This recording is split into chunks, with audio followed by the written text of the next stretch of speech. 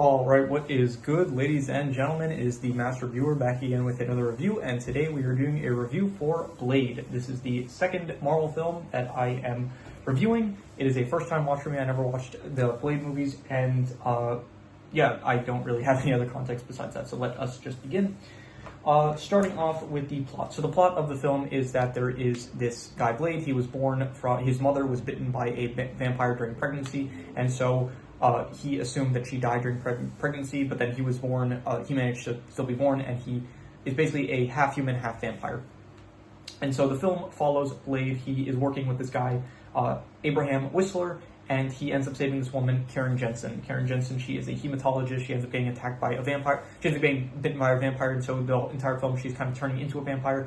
But spoilers, by the way, for the whole review, this should be obvious. By the end of the film, she does end up finding a way to turn humans that were bitten by vampires, not pure blood vampires, but she manages to find a cure for people who were turned into half-blood vampires. Basically, she finds a cure to turn them back into humans. So the film follows Blade. He is going after this vampire Frost, who is a half-vampire.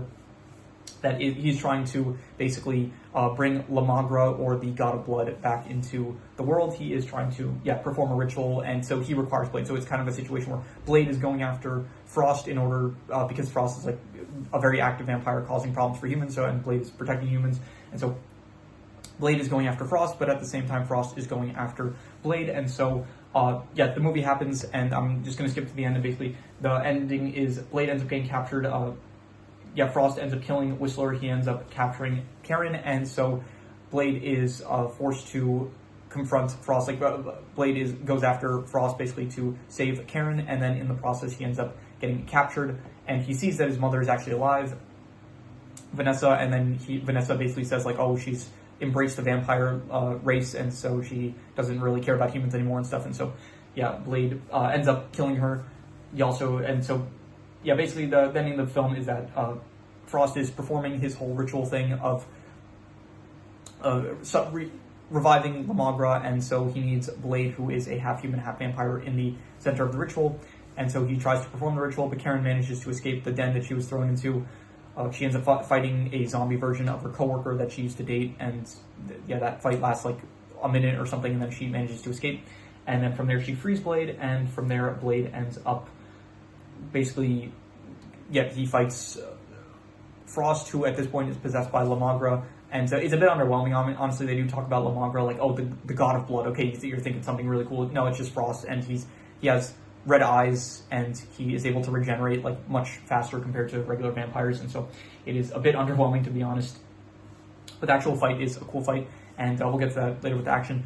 And then Blade ends up managing to defeat Frost, and that is basically the end of the film. He also tells Karen, basically says, I can cure you if you want, since you're half blood, but then Blade says, no, I'm not, don't cure me, because I'm going to use my power to, like, basically, there's more work to be done, and so he ends up, the final scene of the film is he's in Russia, and basically he's about to fight another vampire that was about to attack a human. So I drank soda earlier, so now I don't know, maybe I'm still digesting. I went out with friends. So that is the plot of the movie, and so I would give the plot, I would say probably like I'd say a 7 out of 10. It was pretty good. I enjoyed it. I thought that it was pretty interesting the entire way through. I liked it, and in terms of the characters I would probably give, let's see here, Blade himself is a pretty good lead character. Got a bit of a runny nose here, so just give me a second here. Blade, I think, is a good character. Very stoic, I'll say. Very, I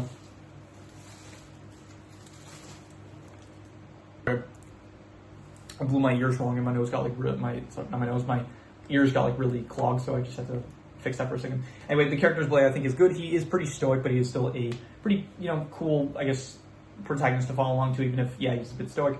Deacon Frost, I liked as a villain. I thought that he was pretty good. This, like, half-blood that thinks that humans are below vampires and that vampires should be on the top. It's a bit of like a basic motivation, but he is, it works for the film. He's still entertaining, I would say. You have his follower, Quinn, he's like the guy that he actually fights Blade most of the film, not really Deacon Frost directly, so Quinn is kind of the, he's one of the goons of Frost that is the one that is actually fighting Blade for a lot of the film, so I thought Quinn was good. Abraham Whistler, I thought that he was good. He is the one that is he initially took in Blade when he was a child, and he was about to kill him, but then he realized that he was a half-blood, and so Abraham Whistler, he's like the one that basically provides Blade with all of his gear. I think that he was good. Yeah, his I guess death was pretty good as well. Karen, she's fine. She's also a bit of a, I guess it's interesting, the whole thing of her like trying to find a cure for the vampires. Yeah, she's a bit more forgettable than some of the other characters. Vanessa, I didn't care for Vanessa at all, and that is pretty much all the characters. Besides that, there's like some members of the Vampire Council that are not really too important. There's like Dragonetti, he ends up dying from Frost, but besides that, yeah. Overall, I'll give the characters, like I'll say I'll go like a 6 out of 10. I'll say they were above average, but nothing too special. I would say like besides Blade, like none of these characters are very like iconic, I would say. So yeah. In terms of the, which they don't have to be, like you don't need characters to be iconic for them to be good, but in this case, they're, besides Blade, it's like none of them they're fine, they're above average, I'll say. That's what I think about them. So in terms of these settings, I don't really care for any of the settings. There are some like night rave areas and the final confrontation area, which is at this ritual location. I didn't really care for any of it really. Besides that, a lot of it takes place in just a city area. I don't know what city it is, but it's fine. It's like 2000, not 2000, this movie came out in 1998, so the actual locations, they don't look as nice as like the visuals of the film.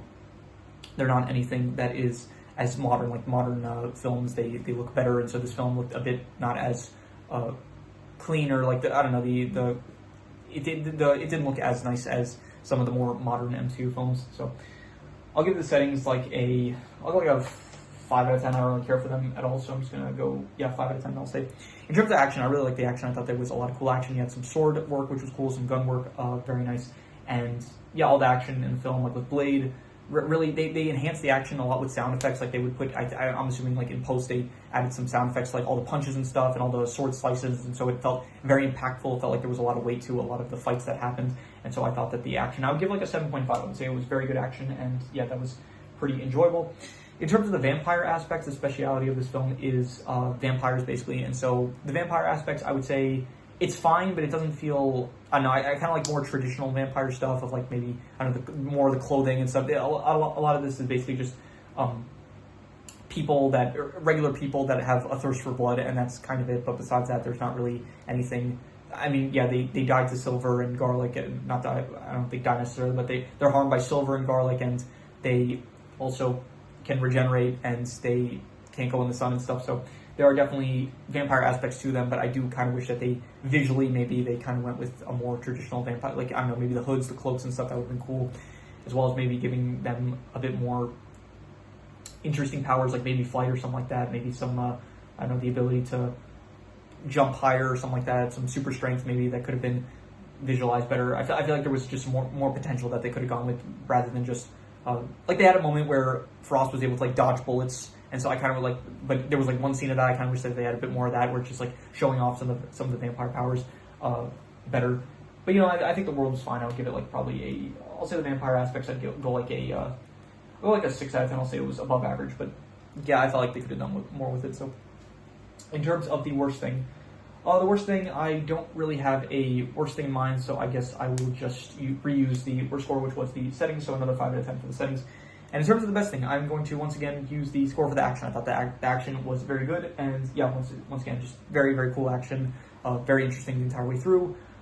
Yeah, all of it worked pretty well, I would say, from like the start to the end. That even the final fight between La Magra and Blade, where he ends up like he throws the final dart thing in the air. That's another thing. Like Karen, she ends up making this serum that is able to explode the blood of vampires. So the final way that Blade ends up killing Frost, he like throws the dart in the air, and then he like does a flip in the air and then kicks it into Frost's head. So I thought that was a very cool final way to kill Frost. That was nice. So yeah, 7.5 for the best thing. And any extra notes I have, the CGI was not great. I did not like the CGI at all. It looked very very not great. It is 1998, so I'll cut it some slack. It's not like, this is the first real, besides like Howard the Duck was the first Marvel film, this is the first one that's like actually action oriented. So I would say that, I guess I'll cut it a bit of slack. Like it looks better than I guess the monster did at the end of Howard the Duck. That was like stop motion, which looked very bad. This one, the CGI here, it's still not good. It doesn't look too good, but it is still like they're finding their footwork with I guess this is Marvel like finding their footwork. I don't even think this is the MC, like we're obviously not in the MCU yet, so I'll cut it a bit of slack. But definitely the CGI is nothing great in my opinion. So in fact, it's not even good. Like I would say that the CGI is in the negative territory. There are a decent amount of like flashing lights towards like the start and the raid scenes, as well as I think towards the end there were some flashing lights as well. And I didn't like it. Like it was I don't have like epilepsy or anything like that, but I just flashing lights. I don't want to look at it for too long. So that I didn't like those scenes really too much. So and I didn't mention the sound effects with the action. I think it did help enhance the action, and it did make it more fun to watch, I would say. So yeah, that is all the extra notes, so I'm going to do the calculations. So King Crimson. Alright, so it ends up coming out to about a 6 out of 10, which would be above average, and I think I'd give it a bit higher than that. I think I would probably go like about a 6.5, I would say. I thought it was a good film. Definitely, I think that this is, for this being like the first kind of action-oriented Marvel film, like before this Howard the Duck, to be honest, it's not really a superhero movie, but it is still Marvel, so I started off with that one. This being kind of like the first, in a sense, like this is the one that's like kind of most recognized, I think, as the kind of first Marvel film, probably, at least the first live-action one. Maybe there was some animated ones earlier than this, but this kind of being the first, in a sense, like out of all the Marvel movies, people, like, at the very least, like action-oriented Marvel films, this is definitely the first one, and I would say they start off good. I would say 6.5. So I would give this, 6.5, I would say. I thought it was good. And that is pretty much all there is to it. So if you have any recommendations, any shows, movies, video game stories, anime, manga, web series, anything that you want me to review, leave it in the comments and I will maybe possibly check it out. With that said, that is pretty much all there is to it, so let's leave it at that.